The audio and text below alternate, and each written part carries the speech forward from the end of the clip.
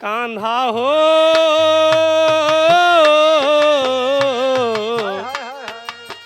कान्हा हो तोरे बिना बंसुरी न बाजे, तोरे बिना जिया नहीं लागे। कान्हा हो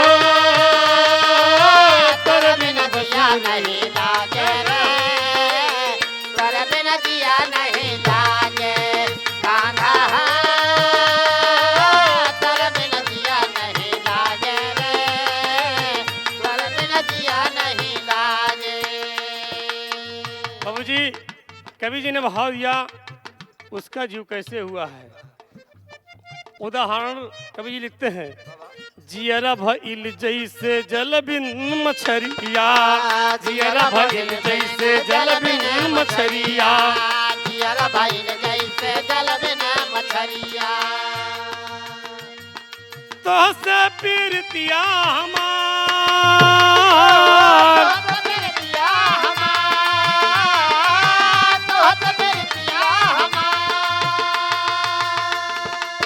मीरा द्रौपदी का दुख हर ला कन्हैया।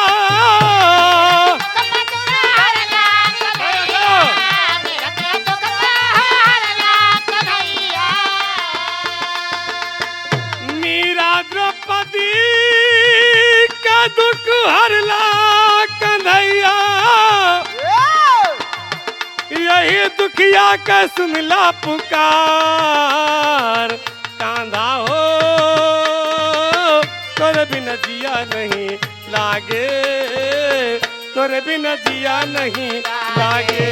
कांधा हो तोरे बिना जिया नहीं। जय हो जय हो हे मुरली मनोहर दीनानाथ। कांधा हो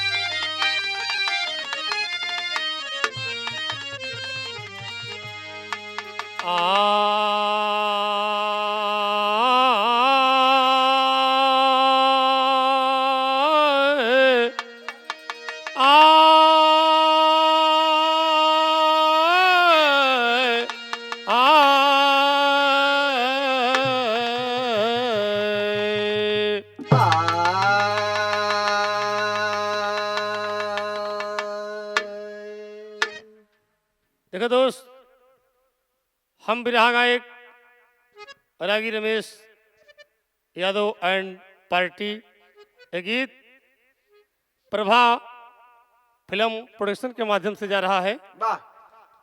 बिरहा का शीर्षक है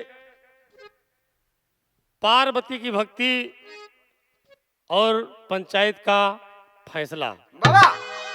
ध्यान देंगे, बहुत ही बढ़िया कहानी पेश है। हम आप सभी से वादा करते हैं कि आप सबको बेहद पसंद आएगी। कहना है मास्टर साहब, भूमिका के अंदर भाव है।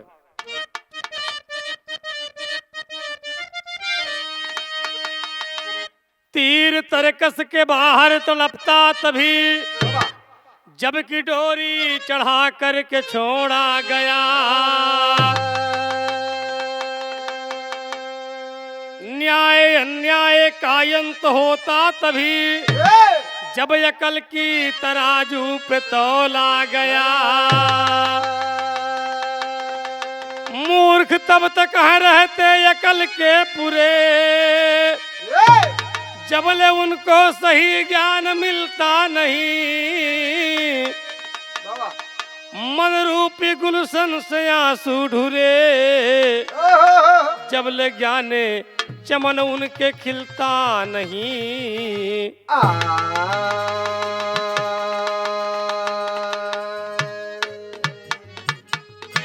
देखिए आप, बिरहा में एक कव्वाली का भाव लगा, क्या कहना मास्टर साहब?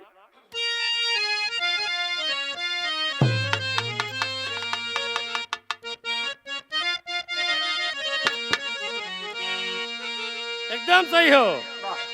कहना है कि मदीने वाले से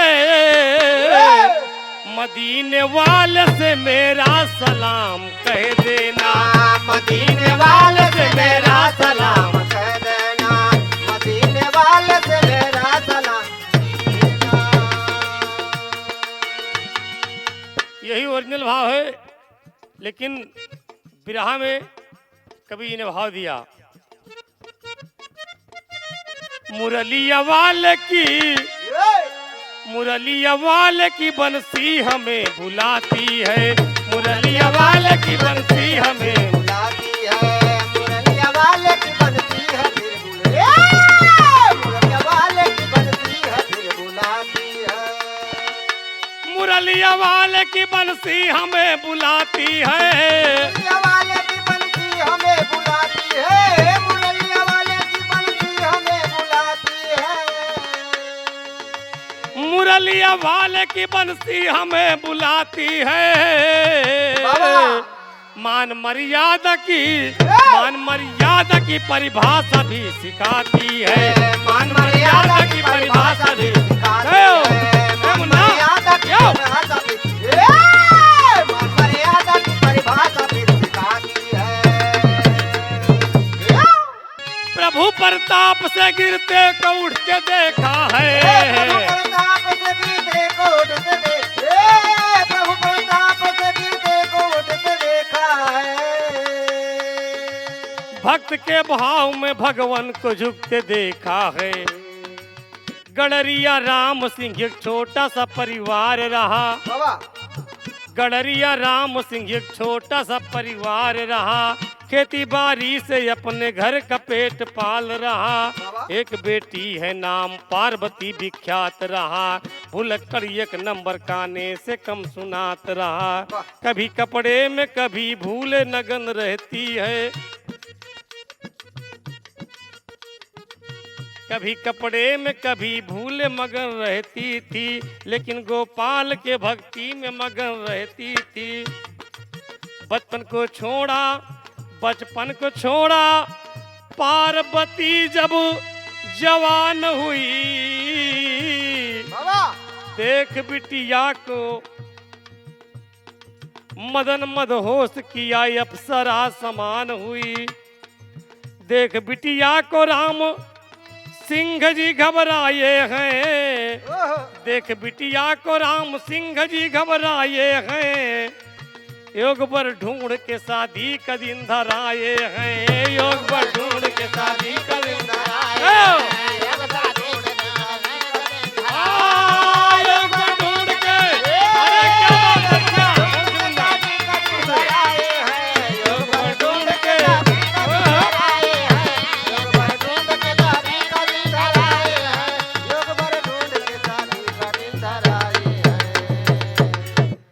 भाव है कि प्रभु प्रताप से गिरते को उठते देखा है और भक्त के भाव में भगवान को झुकते देखा है।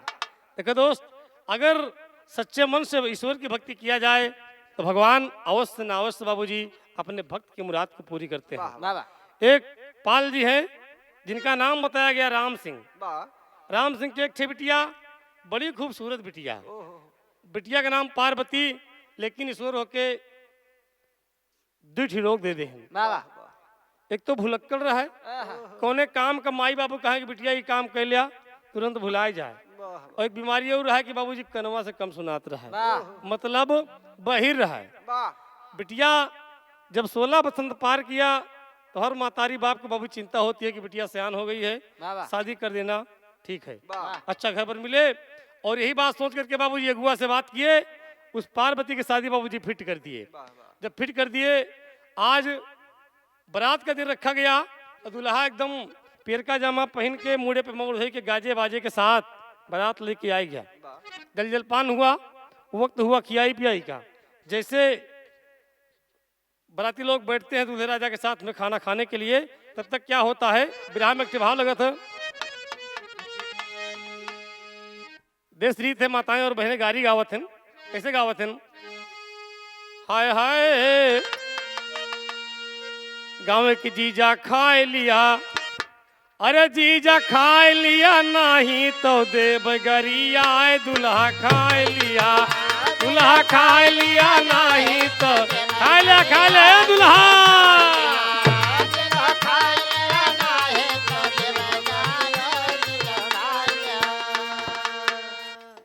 लहाय के गाँव में का कहे तोहरी बहिना कमाल, तोहरी बहिना कमाल, उनके मस्ती भरे चाल लिए लाल लाल गाल करे चैलन कहाँ लाल। तू आया ससुरार बैठे मुहा लटकाए, दुल्हा खाए लिया, दुल्हा खाए लिया नहीं तो दे बगरिया, दुल्हा खाए लिया।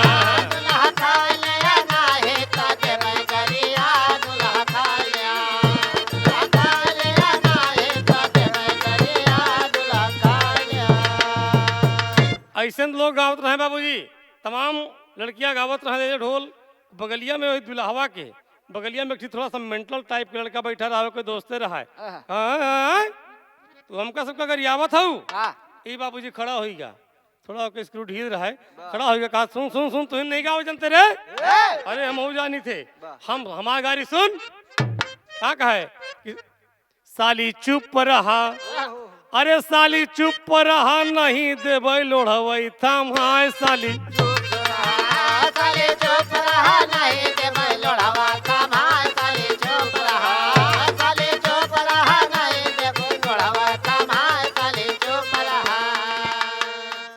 अरे मोर बप्पा रे उखड़ा होके लगा गावे सब रतियन के बीच में। और का गावत है जो पहने रहा वही के पहनावा देख के गावत है। तो हर कुर्ती जालीदार, तो हर कुर्ती जालीदार झलके बदन तोहार, तोहर यौवन जान मार करू नैनन से वार। अब ही बोलब अंट बंड, अब हिन बोलब अंट बंट, तू जब खिसियाए साली चुप रहा, साली चुप रहा नहीं देबै मुसराता, हाय साली चुप रहा, साली चुप रहा नहीं देबै लोढ़वा थाम, हाय साली चुप रहा, साली चुप रहा नहीं देबै लोढ़वा थाम, हाय साली चुप रहा। बाबूजी आज गाड़ी वारी हो गए, वो वक्त हुआ रात में शादी हुई और भोरहरी के बेला में विदाई हो था। तो क्या कहना है यहाँ पर, आज पार्वती के जब शादी हो तो बाबूजी गौने गए, बड़ा खुशी बा, एकदम मन में लड्डू फूटत है, एड़ी उठाए उठाए चला था, खुशी में समात नहीं बा, एकदम इतना खुशी बा बिरहा में गिरता लगा था।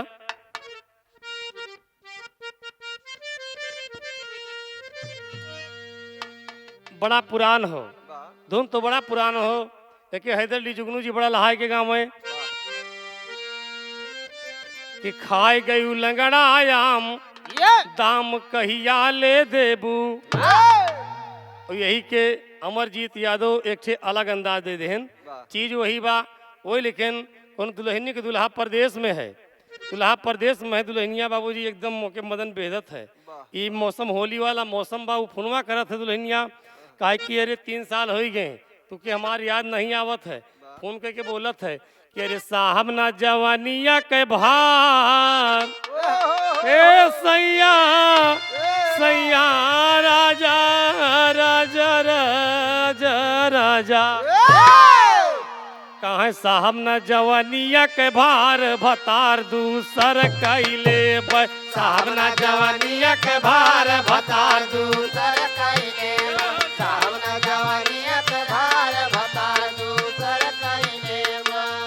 सही है हे बाबूजी, जब इतना बतिया फोनवा पर दुल्हनिया बतावे, दुल्हावो बाबूजी बड़ा रसिया मजाक कर रहा है, 3 साल ना हो रहा है, बम्बई में रहत रहा है, वो को लहान तान हुआ बैठ गया रहा है, वो बोलत है अरे भले मारे रे भले मारे हमारे वहां से नहीं रहें। अब बाबूजी क्या बोलत है, अरे क्या कहा थे, अरे भैल जिन सवाली से प्यार, भैल जिन सवाली से प्यार, भैल जिन सवाली से प्यार भतार भले दूसर कैले, भैल जिन सवाली से प्यार, सही सही, अरे दिया राजा,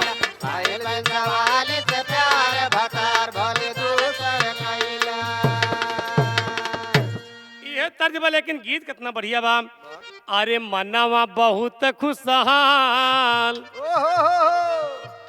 मनवा बहुत खुशहाल हाल पर्वतिया के देखा, मनवा बहुत खुशहाल हाल पर्वतिया पर्वतिया के देखा, मनवा बहुत खुशहाल हाल पर्वतिया के देखा, हाल पर्वतिया हाल पर्वतिया हाल पर्वतिया हाल पर्वतिया हाल पर्वतिया के देखा, मनवा बहुत खुशहाल हाल पर्वतिया के देखा, मनवा बहुत खुशहाल हाल पर्वतिया के देखा। ए भैया अरे पिया संग मौज लूट से जिया पे जाई, पिया संग मौज लूट से जिया पे जाई, पिया संग मौज लूट से जिया पे जाई। और गईली सवेरे धोती बांधे का भुलाई, गईली सवेरे धोती बांधे का भुलाई, गईली सवेरे धोती बांधे का भुलाई।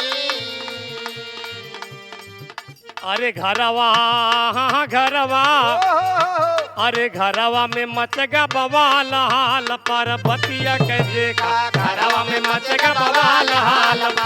जय हो जय हो। घरवा में मचगा बवाल हाल पर्वतिया के देखा, हाल पर्वतिया हाल पर्वतिया हाल पर्वतिया हाल पर्वतिया हाल पर्वतिया के देखा, घरवा में मचगा बवाल हाल पर्वतिया के देखा, घरवा में मचगा बवाल हाल पर्वतिया के देखा। देखा ये भैया हम पहले बताए कि पार्वती के बाबूजी दूसरी बीमारी रहा, एक तो भुलाए वाली आदत रहा, एक काने से बहिर रहा। गए बाबूजी गौने में बड़ा मगन हो के गए, मने की जिंदगी में 3 रात एक के बारी आवती भैया, एक जन्म रात लास्ट में हो था, मरण रात बीच में हो था, बड़ी खतरनाक उन्हें खाती सुहाग रात।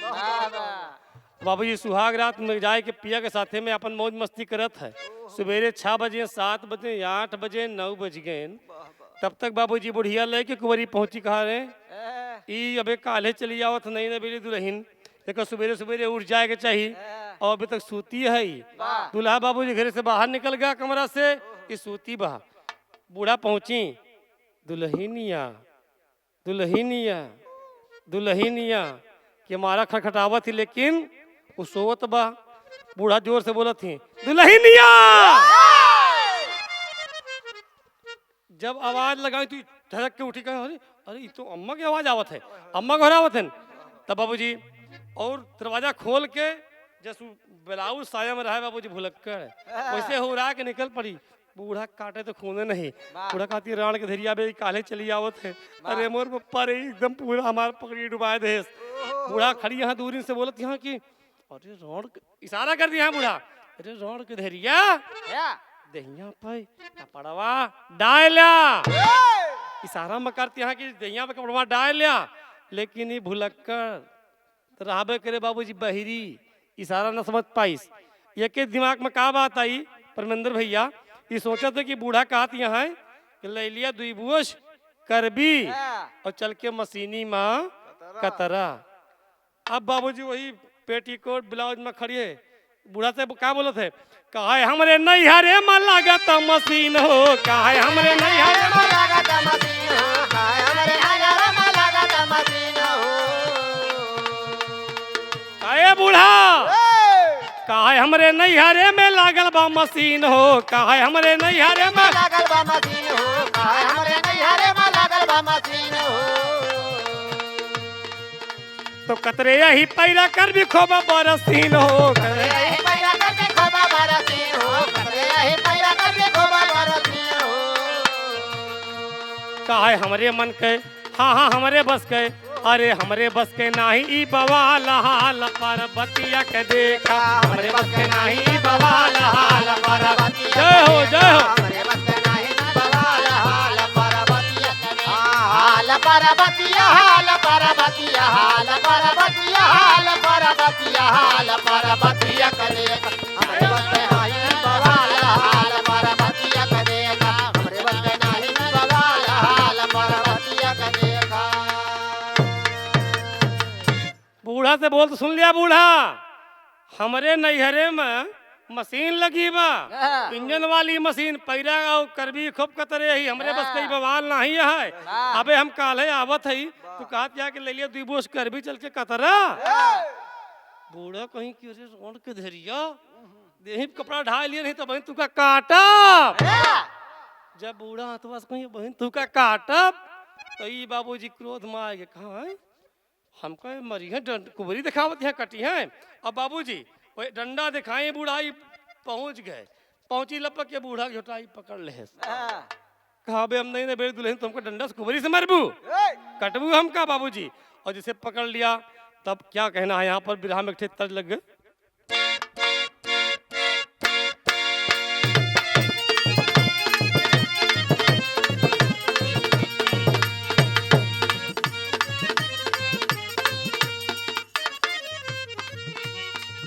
तर्ज है कोनो प्रेमी प्रेमिका कहे बड़ा एकदम प्रेम प्रसंग चला था काफी दिन से लुके छुपे चला था एक दिन बाबूजी प्रेमी प्रेमिका से कहता है कहे तो हो रे बिना हम ना रह पैबे तो हो रे बिना हम ना रह पैबे तोहरे बिना हम ना रह पैबे अरे तोहरे बिना हम ना रह पैबे अरे जियरा में हमरे तू बस गईलू अवे नींद नहीं रतिया में हमके अवे नींद नहीं रतिया में हमके आई लव यू जब से कही गईलू अवे नींद नहीं रतिया में हमके आई लव यू जब से अवे नींद नहीं रतिया में हमके आई लव यू कही गईलू ये तर्ज में लेकिन फर्ज कितना बढ़िया कवि जी लिखेन अमरजीत यादव ने लिखा इस गीत को चल के खेतवा में काम करावा चल के खेतवा में काम करावा चल के खेतवा में काम करावा काहे बैठी घरा में बिगड़ गईलू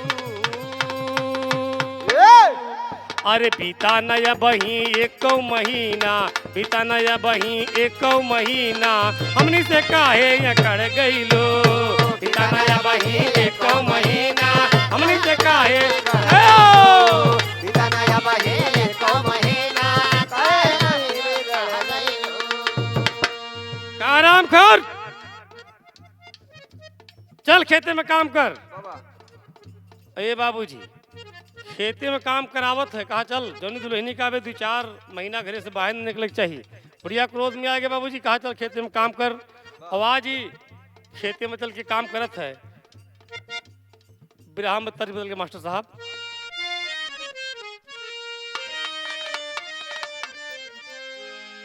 ओ है तर्जबाम हाय हाय अरे बुढ़वा मलाई खाए बूढ़ा पिए लपसी बुढ़वा मलाई खाए बूढ़ा पिए लपसी बुढ़वा मलाई खाए बूढ़ा पिए लपसी केहू से काम न पतोहिया पिए पे पसी केहू से काम न पतोहिया पिए पे पसी बुढ़वा मलाई खाए बूढ़ा पिए लपसी बुढ़वा मलाई खाए बूढ़ा पिए लपसी बुढ़वा मलाई खाए बूढ़ा पिए लपसी ये तजबा लेकिन जब आज खेत में काम करत समय बीतत बा भैया रोज खेतवा में काम करे अब क्या कहना है रोवे पार्वती रोवे पार्वती आंसू ढूरे नयनवा रोवे पार्वती आंसू ढूरे नयनवा रोवे पार्वती आंसू ढूरे नयनवा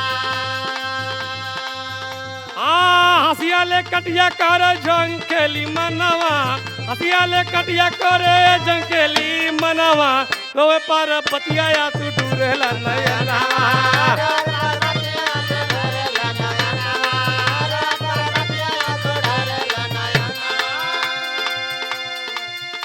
ए भैया कटिया कर रही है भुलक्कड़ रहा है काने के बही रहा है लेकिन एक अच्छाई बड़ा अच्छा रहा है उसके अंदर तन मन धन से तन मन से बाबूजी भगवान मूल्य मनोहर के पूजा बहुत बढ़िया से करते रहा है गोविंद भैया पुजारा रहा है भगवान कन्हैया जी के और वही कटाई कर रही है खेत में और वही सड़क के बगल में बाबूजी खेत है खेत में कटाई कर रही है और देख रही है जन्म अष्टमी का पर्व आया है जन्माष्टमी का पर्व आया है, तमाम नर नारी लोग चले जा रहे हैं बाबूजी। अरे चले नर नारी को रे कांधा दर्शनवा, चले नर नारी कर तना दर्शनवा, चले नर नारी कर दर्शनवा। अष्टमी के दिन तड़पे मन में करी नवा, अष्टमी के दिन तड़पे मन में। दर्शनवा, अष्टमी के दिन अरे भक्ति में मगाना भूली सासू के कहानवा, भक्ति में मगाना भूली सासू के कहानवा।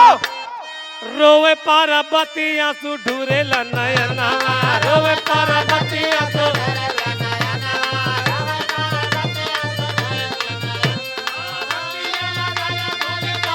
कहानवा, भक्ति में मगाना भूली सासू का कहानवा। रोए पार्वती आंसू ढूरे नयनवा, रोए पार्वती आंसू ढूरे नयनवा। ए भैया कटिया कर रही है तमाम लोग, जय गोविंदा जय गोपाला, जय गोविंदा जय गोपाला, जय गोविंदा जय गोपाला कर चला जाते हैं। बगलिए में किस याद आएगा, अरे मोर पर याद तो जन्माष्टमी है, हमारे भगवान के जन्म बा, हमके जाए के चाहिए। तब बाबूजी लोग चला जात रहन और हंसिया रख किस खेते में, हंसिया रख के खेत में बाबूजी, और लोगन के पीछे वही लाइन में लग गए। बहुत मन में जय गोविंदा जय गोपाला, जय गोविंदा जय गोपाला, जय गोविंदा जय गोपाला, जय गोविंदा जय गोपाला कहा चली जात बा। ए भैया चली जात बा, भुलाए गए। अब केवल भगवान मुरली मनोहर के नाम होके याद भाई, भुलाए गए कि हमरे बूढ़ा कहने की जाके खेते में कटाई करा। चली जा रही बाबूजी, एक लड़का देखत रहा, एक लड़का देखत रहा और दौड़ के गा बूढ़ा के पास, ए बूढ़ा अम्मा, ए बूढ़ा अम्मा, ए बूढ़ा। बुढ़िया बाबूजी भीतर में रहे, कहे का आया रे में सवा, कहे अम्मा बड़ा गड़बड़ हो गया, कहे का भा इलाहाबाद लड़का लगा था। हाय हाय, अरे दौड़ के अखी लड़का, अरे दौड़ के अखी लड़का, ऊ है दिहाले बताए हो, दौड़ के अखी लड़का दिहाले बताए हो, दौड़ के अखी लड़का, दिहाले बताए हो, दौड़ के अखी लड़का, दौड़ के अखी लड़का, दौड़ के अखी लड़का, दिहाले बताए हो, दौड़ के अखी लड़का, दिहाले बताए हो, दौड़ के अखी लड़का। हाँ दौड़ के एक ठिलारी का, दौड़ के एक ठिलारी का दिहले बताए, दौड़ के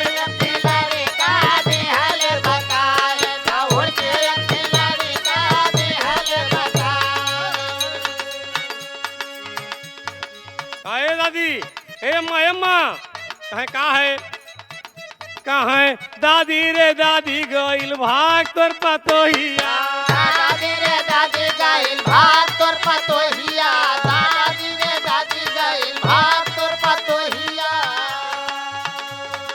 दादी गड़बड़ हो गया, कहे का भा, कहे दादी रे दादी गइल भाग तोर पतोहिया, तो हाथावा में कुंवरी लइके दौड़ी बूढ़ा अइया,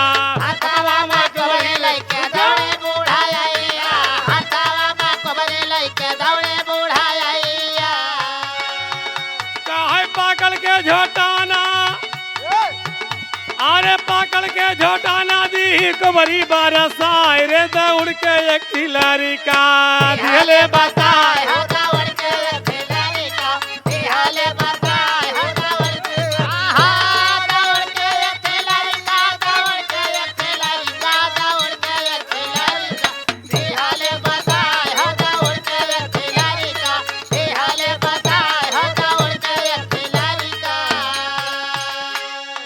ये बाबूजी दौड़ के आवाज लड़का बता दी, कहे अम्मा अम्मा ए दादी, कहे का है मुन्ना, कहे तो है पुतही वहाँ भाग गए, कहे भाग गए, अरे मोर पप्पा रे बुढ़िया, बुढ़ापा के शरीर ले कुंवरी हाथे में गुजरे है, दौड़त दौड़त बुढ़िया पहुंची बाबूजी, जहाँ भीड़ में चली जाता है पीछे पीछे पहुंची तो गए बुढ़िया, पहुंची बाबूजी पीछे से पकड़ी झटाना, बाल पकड़ के कहा राम खोर के बिटिया तुका कह रहे ना चल के खेत में कटाई कर, तो जात यहाँ जय गोविंदा जय गोपाला करे, बाबूजी बाल पकड़ के 3-4 के बड़ी धा तेरी की धा तेरी की धा तेरी की लाई बाबूजी लाई, और वही खेत में कर दिया, कहा राम खोर कटाई कर, वाह जब तक पूरा खेत साफ ना हो जाए तब तक घरे नहीं आवे का है। वाह सब लोग चला गए, बाबूजी बुढ़िया कुछ देरी बैठी रही, उसके बाद घरे आइए। जब घरे आई वो बैठी है और याद कर रही है कि भगवान कोनो साल ऐसा नहीं जाता है मालिक, कोनो साल ऐसा नहीं जाता है मालिक कि हमका दर्शन आपके ना होए, आपके दर्शन हमका होता है मालिक। हमारे बुढ़िया ये कटाई करवाओ से हमसे, हमका आपके दर्शन नहीं कर देते है। भगवान को याद करके बाबूजी कह रही है। बिरहा में एक फिल्म के तर्जुमा मास्टर साहब।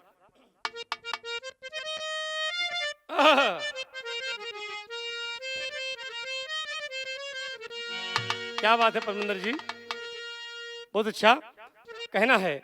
सजना रे सजना रे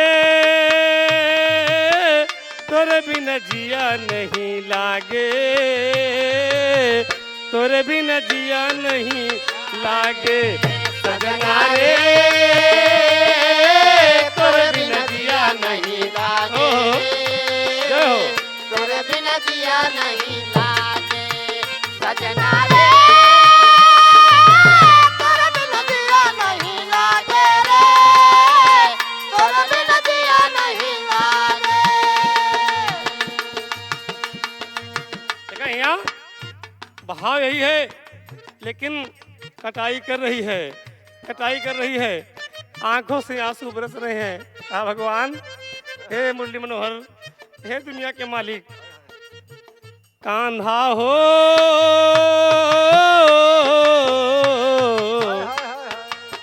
कान्हा हो तोरे बिना बंसुरी न बाजे, तोरे बिना जिया नहीं लागे। कान्हा हो तोरे बिना जिया नहीं लागे रे, तोरे बिना जिया नहीं लागे। कान्हा हो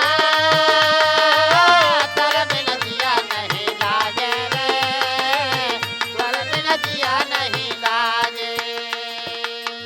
बाबूजी कवि जी ने भाव दिया, उसका जीव कैसे हुआ है। उदाहरण कवि जी लिखते हैं, जियरा भइल जैसे जल बिन मछरिया, जियरा भइल जैसे जल बिन मछरिया, जियरा भइल जैसे जल बिन मछरिया। तो से पीरतिया हमार,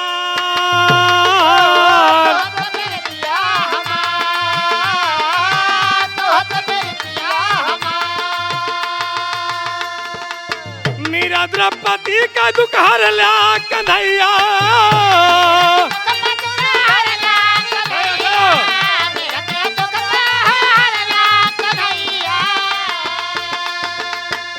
मीरा द्रौपदी का दुख हर ला कन्हैया, यही दुखिया का सुनला पुकार। कांधा हो तोरे बिना जिया नहीं लागे, तोरे बिना जिया नहीं लागे। कांधा हो तोरे बिना जिया नहीं। जय हो, जय हो, हे मुरली मनोहर दीनानाथ। कांधा हो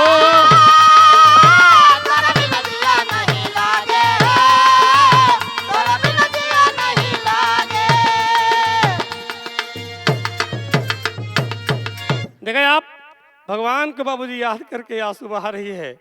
आखिर भगवान क्या करते हैं। आज मुरली मनोहर हमने कहा ना कि प्रभु प्रताप से गिरते को उठते देखा है और भक्त के भाव में भगवान को झुकते देखा है। बाबूजी सच्चे मन से याद किया और आज पार्वती के पास में आते हैं भगवान मुरली मनोहर। क्या कहना है यहाँ पर, भाव तेरी का लगा। हो नटनागर आकर चाकर बन गए, हो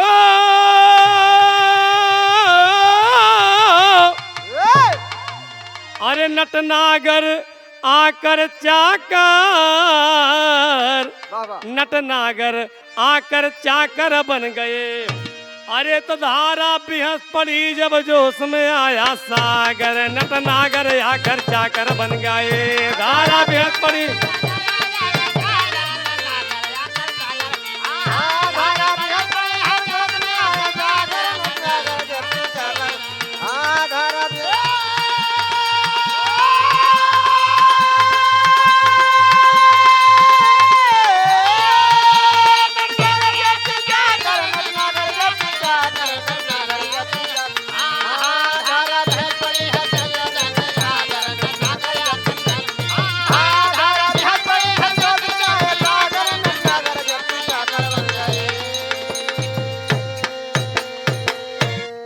बढ़िया भाव दिया।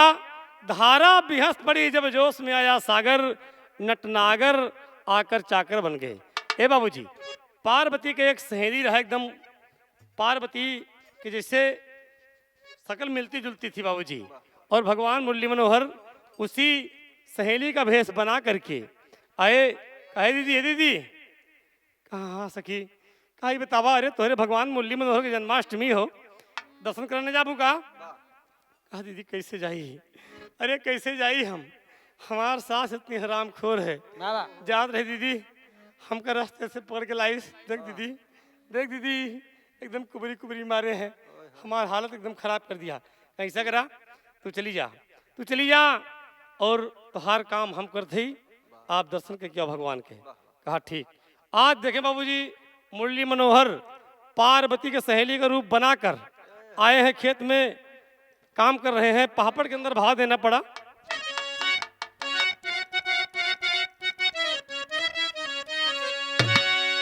काम करते करते जब 4 बजे वाला हो गए, शाम को टाइम एकदम हो गए, तब बाबूजी बुढ़िया ले हाथे में कुबरी ठेगत ठेगत आखिर पहुंच गए खेते में। और भगवान कन्हैया जी कबो कटिया पिटिया तो करे न रहे, वो मालिक, दुनिया के मालिक आए बाबूजी, हंसिया ले गए हाथे में, कहे का करी ससुरी का कैसे करी, हमें कैसे कटाई हुई बाबूजी, हाथे में लेके केवल देखत है, कहा हंसिया के बार बार देख कैसे चलत है, देख रहे हैं बाबूजी, और बैठे हैं। थोड़ा सा भी काम नहीं हुआ। पार्वती जब खेत में थी बाबूजी, भगवान को याद करके रो रही थी। अब जब ये भगवान कन्हैया जब पार्वती के भेष बना के, सहेली भेष बना के आवा है, तो कुछ काम नहीं करता है। तब तक बुढ़िया आई गए शाम के बेला, तो पापड़ के अंदर भाव देना पड़ा। अरे देखते बहू का डांटे बूढ़ा या झंखे खेतवा में, और लइके हंसिया कटिया कर कन्हैया झंखे खेतवा में, लइके हंसिया कर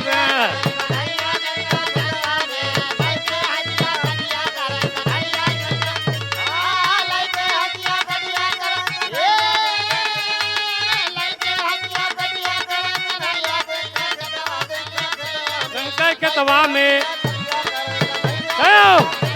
मुन्ना भयो, लइके हंसिया कटिया कर। दिन भर कैलू का कुलसनो, दिन भर कैलू का कुलसनो, अरे दिन हजारन गारी हो, पकड़ झोटाना घर लई आई, और कुबरी से हमारी हो। बाबूजी वही खेते में 2-4 कुबरी जमाइस, भगवान मुरली मनोहर कह रहे मोरी माई रे, ये अपने भक्त के भाव मम का आई, इनका दर्शन करे भेज दीना बाबूजी। 2-4 कुबरी जब पड़ी भगवान कन्हैया के पेटी तो आइट बरल गए एकदम। ए बाबूजी कहा चल आराम खोल घर। तब बाबूजी दूसरा दिन होत है, खाची लई के करते घास, अरे छिलैया झंखै मनवा में, और रोटी बनवे कांधा काट चकैया झंखै मनवा में।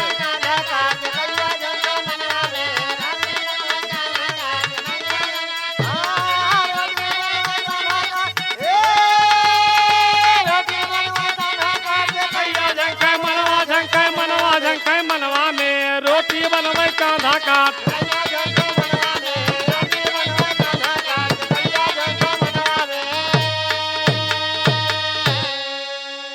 अरे मोर बप्पा रे, भगवान कन्हैया सोचत हाँ गजब आए कि मृत्युलोक में फंस गए भक्त के चक्कर में। ओ लेके बाबूजी खुरपा खैची लेके जाते घास के छिलाई करत हैं, अंगुरी उंगुरी कट जाते, कबो छोले हो तब ना घास छिलाए। ए बाबूजी आटा सानत है, आए शाम का आटा सानत है बाबूजी, आटा में पानी ज्यादा हो गया, पूरा आटा एकदम माठा हो गया। अब देखा बाबूजी बुढ़िया जब गलती पावे तो बाबूजी आवे पकड़े के बाद मारे ताक ताक ताक, हाथे से मार दिए, कुबरी से मार दिए, भगवान फंस गए मृत लोक माय के। देखा है आप आखिरी भाव आला के अंदर भाव देना पड़ा।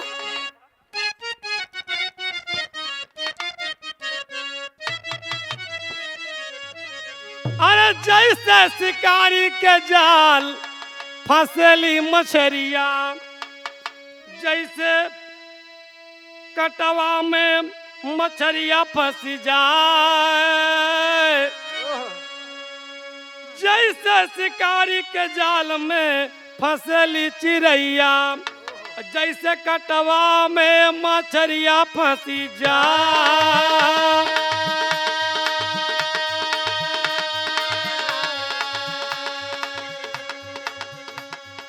जैसे कटवा में मछरिया फंसी जाए,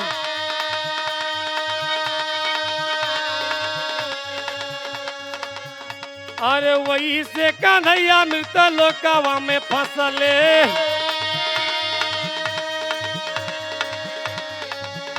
तो काहे लोग कौनो जादूगरनी बाय,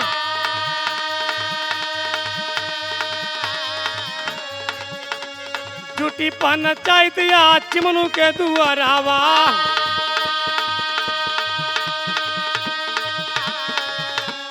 बड़े बड़े पंचायत चौधरी गई ले आए।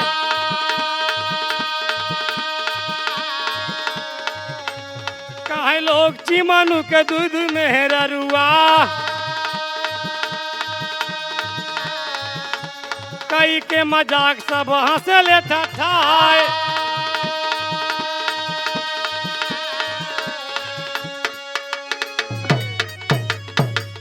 ए भैया आज होते करते बाबूजी काफी दिन बीत गया। जब वहां पर्वत दर्शन कर हुई, ओके याद आई कहा है हमार सहेली हमका छोड़ाए रहे, हमका घरे जाए चाहिए। तो हमारे बुढ़िया बड़ी हरामिन है, बड़ा खराब बुढ़िया, हमके बहुत मार मारी। बाबूजी दर्शन करके कुछ दिन के बाद में आई। जब आई बाबूजी तो इधर भगवान कन्हैया सेम उसका भेष बना लिए हैं, पार्वती का भेष बना करके घर में रह रहे हैं, घर में रह रहे हैं बाबूजी। अब दिन तो कैसे बीत गया बाबू साहेब, दिन तो भगवान कन्हैया कैसे काम धाम करके राम सूरत भैया बिताए लेहन। लेकिन जब रात हो तो सोचत है रे मोर बप्पा रे रात में कैसे होई। उच्च मनुआ पार्वती के दुल्हा का नाम रहा है चिमनू। चिमनू चिमनू होके चमनलाल नाम रहा, गौवा के लोग सब चिमनू चिमनू कहा। चिमनुआ बाबूजी ले लिए लग्गा, लग्गा ले लिए, दिन भर जाए भेड़ी चरावे, बकरी चरावे, अर्रे अर्रे करे। और शाम के जब आवा तो नवा नवा बियाह भरा है बाबूजी, एक मन में कुछ दूसरे चीज चलत रहा है। आवा खाना पीना बन रहन, खाए पेन। ओकरे बाद जब पहुड़े के नंबर लगा गए जब अपने कमरा में, अब भगवान कन्हैया सोचा थी अब मामला गड़बड़ हुई। दिन तो बीत गए, राम ही रात कैसे पार हुई। और जब ही चिमनुआ घर में पहुंचा बाबूजी, दरवाजा बंद कर लिया। कमरा में जब पहुंचा, एक तो भगवान देखा आप, एक तो बाघ दूसरे बंदूक बांधे हुए, एक तो नारायण दूसरे नारी बना हुए। भगवान का रूप देख के कहा पर्वतिया बड़ी सुंदर लगा था, इतना चौचक लगा था। जब कमरा में पहुंचा बाबू तो चिमनुआ अगरत जाए और भगवान मुरली मनोहर पिछरत जाए। बड़ा धर्म संकट में पड़े हैं कि कुल काम गड़बड़ हो जाए। इतने में बाबूजी अगरे पिछड़े में भाई दौड़ के आखिर पकड़िन तो लीस। जब धरिस को आराम है तो भगवान मुरली मनोहर दिमाग लगन कहीं कुछ करी नहीं तो गड़बड़ाई जाए। कहीं कि एक बात बताई, कहीं कि हमारे थोड़ा कुछ तबीयत गड़बड़ है, बैठा रहें। ओकरे बाद में कुछ देरी के बाद में भगवान दिमाग लगाए कहीं ये बतावा पार्वती की भेष में है, ये कहा था ये बतावा कबो गीता के पाठ सुने हा। दिमाग लगाए देहन कहीं गीता के पाठ सुने हा, कहीं कि अरे हम गड़रिया सड़रिया में नहीं, दिन में भेड़ी चराई थे, अरे रे कही हम गीता सीता के पाठ कहाँ जानी। बाबूजी भगवान कन्हैया कहें कि आज पार्वती की वेश में बोलता है कि आज तो क्या हम सुनोगे गीता का पाठ। बाबूजी शुरू कह दे हैं, जब सुनाव शुरू कर दे बाबूजी तो सुनत सुनत पूरा रात बिता दे, सुबह रह गया। ऐसे बाबूजी रोजे गीता का पाठ सुनाए सुनाए सुनाए सुनाए 7-8 रात पार कही गए। और 8 दिन बाबूजी वो असली पार्वती हुआ से मंदिर से लौटी रहा है बाबूजी। आया, आवाज लगाई, दरवाजा बंद है। आवाज लगाई तो बुढ़िया निकल के आए, कहे तो क्या है रे? बुढ़िया कहा तो क्या है रे? अम्मा अम्मा, अरे हम तोहार पतोहू, तोहार पार्वती, तोहरे बेटवा के धर्म पत्नी। बुढ़िया चश्मा उतार के आंखी में आंखी पूछ के देखा तो कहाँ है? घरा में गए दौड़ के, कहे रुक जा दरवाजे पर खड़ी रहो। खड़ी है बुढ़िया। घरे में गए, एक ही दुल्हनिया के देखा थे, यहू ऐसे लगा था, वो ऐसे लगा था। बुढ़िया फिर भाग के आई, देखा दोनों की शकल एक। आवाज लगाई, ए चिमनुआ। तो चिमनुआ दौड़ के कहा क्या है अम्मा? कहीं बताओ। अरे तुम्हार कनेक्शन कहूँ और फिट बका। अम्मा कनेक्शन तो हमसे पूछ दी अम्मा, देख तुका पता नहीं ना, तुका विश्वास नहीं है अपने बेटवा के ऊपर। कहा नहीं, हमें लगे थे देख। कहा अम्मा जब से मेहरू आई है ससुरी, 8 दिन हो गए रोज गीता के पाठ सुना पूरी रात जगाओ, दिन भर जाई भेड़ी चराई, रात में गीता के पाठ सुनावत है, हमारा एकदम दिमाग चकरात है। तो बाबूजी वही कहा तो नहीं, हम उनके पत्नी यही बाबूजी जबरदस्ती घर में आ गई। वो भी भगवान मुरली मनोहर 7-8 दिन जब रह लिए बाबूजी, इनहू कहीं अब कुछ आवा ही मृतलोक में कुछ दिखाई दे। तब बाबूजी थोड़ा सा आला बदल के, तो एक ही सकलिया के दुनहु चेहरावा, एक ही सकलिया के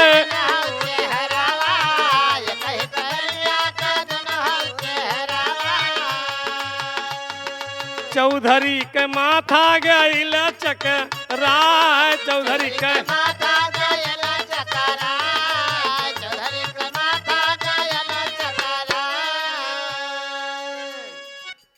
पार्वती जो ने साथे में शादी भर आया, वो बोला था कि हम इनके दुल्हन नहीं बाबूजी, ये कोनो जादूगरनी है, कोनो छलिया बन करके आया है। तब बाबूजी पंचायत जुड़ गए। तो क्या कहना है आप ध्यान देंगे। गांव पूरा वासी सभा मानैया चंबा, गांव पूरा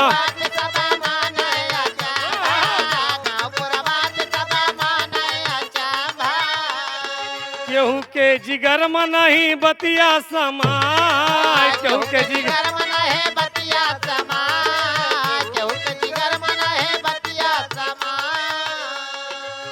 सब लोग परेशान हैं बाबूजी। 4-5 चौधरी, मानिंद चौधरी बड़ा बड़ा फैसला कर डाले रहन। एक चौधरी थोड़ा ज्यादा दिमागदार रहन, उनके दिमाग में एक बात आई, कहा यार फैसला ना हो तो बेइज्जती हो जाए। अरे जिंदगी बीत गए, दूध का दूध पानी का पानी कर दे ही। तो उनके दिमाग में एक बात आई, चारों जने से बोला थी, क्या कहें सुना, अगर ऐसे कह ले तो एकदम फैसला साफ हो जाए। कहाँ कोहरा के घर से कच्चा घड़ा एक मंगावा, कोहरा के घर से कच्चा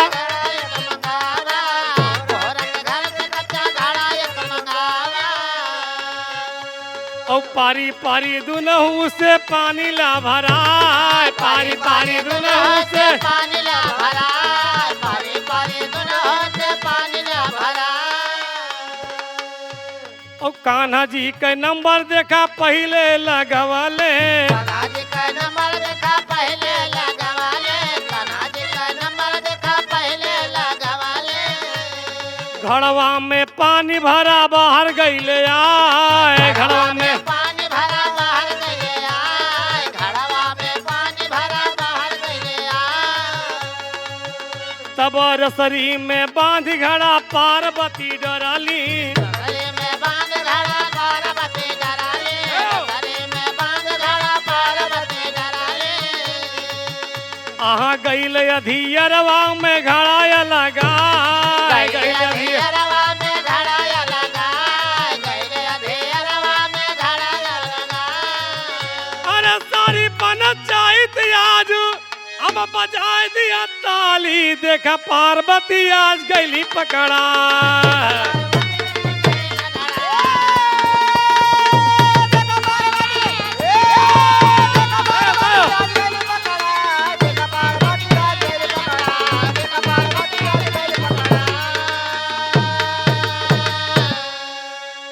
चौधरी जी दिमाग लगाएन बाबूजी कहीं फैसला हो जाई भैया एक ठे कोहारे के घड़ा से दूठी कच्चा घड़ा मंगावा। कोहारे के घर से दूठी कच्चा घड़ा मंगा लिया, फैसला हो जाई।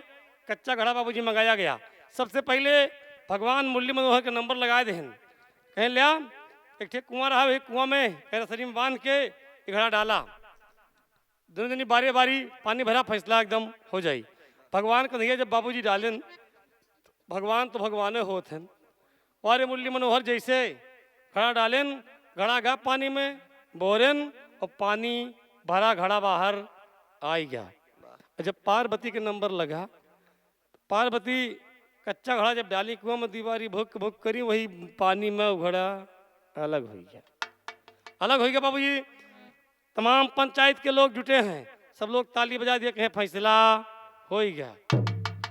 कहें मतलब चौधरी साहब, कहें एक साधारण व्यक्ति की बात नहीं है, साधारण आदमी कच्चे घड़े से पानी भर नहीं सकता है। और जो ये भरा है ये बहुरूपिया है, और जो जिसका फूट गया है ये सही है। लोग अचंभित हो गए, कहें नहीं ना, ये असली है और ये नकली है। सब लोग खड़े हैं, देखते हैं बाबूजी आज सब लोगों के सामने भगवान समझ गए कि हमारी दासी है, हमारी भक्तन है, इसकी बेइज्जती हो रही है। आखिरकार तमाम पंच लोगों के सामने भगवान मुरली मनोहर को असली रूप में आना पड़ा। जब आना पड़ा और आए सबको दर्शन दिए जाना चाहते हैं, तो तमाम पंच लोग कहते हैं भगवान से आखिरी भाव में कहना पड़ा,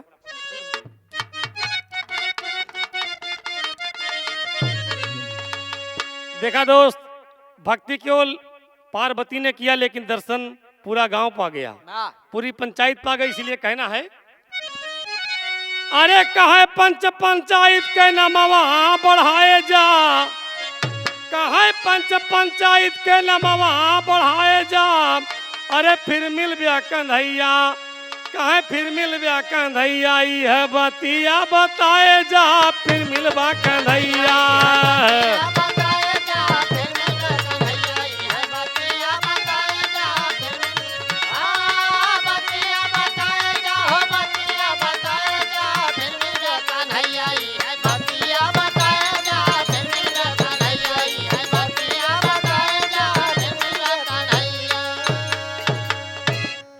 अंतर आत्मा से जब देखब्या, हमके लगही पैब्या, करब्या जवन कमाई भैया, ऊ है मजूरी पैब्या।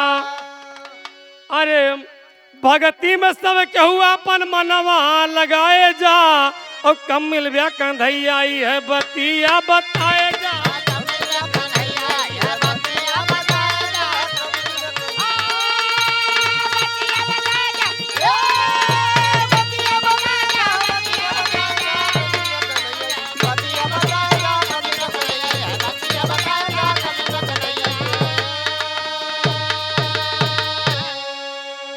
जाते जाते भगवान एक बात और कहते हैं कि पड़े जब जरूरत लिहा, कच्चा घड़ा मंगाए हो, आज से ही घड़ा अलग करे, न्याय और अन्याय हो। जुटे जब पंचायत पंच परमेश्वर तू आए जा, और कब मिल ब्या कंधैया, है बतिया बताए जा।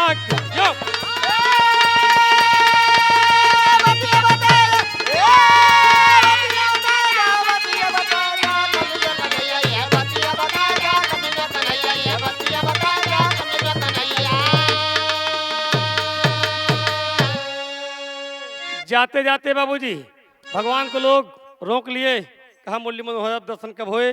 कहीं सुन लिया कि घड़ा न्याय और अन्याय अलग करता है, और जहाँ 5 जने पंच रहब्या वहाँ पे हम विद्यमान रहा, वहाँ परमेश्वर का वास हुई, और ये घड़ा न्याय और अन्याय हमेशा सदैव करता रहेगा बाबूजी। तो आखिरी भाव में कहना पड़ा, ये रहा पार्वती की भक्ति उर्फ पंचायत का फैसला। बाबा माया राम कहे कि धन धन गोपाल, अरे पंचायत का मान बढ़ाया, कहते सूरज पाल हो। नटनागर आकर चाकर बन गए, लेखनी अमरजीत की नई किरण पर भाकर नटनागर आकर चाकर बन गए।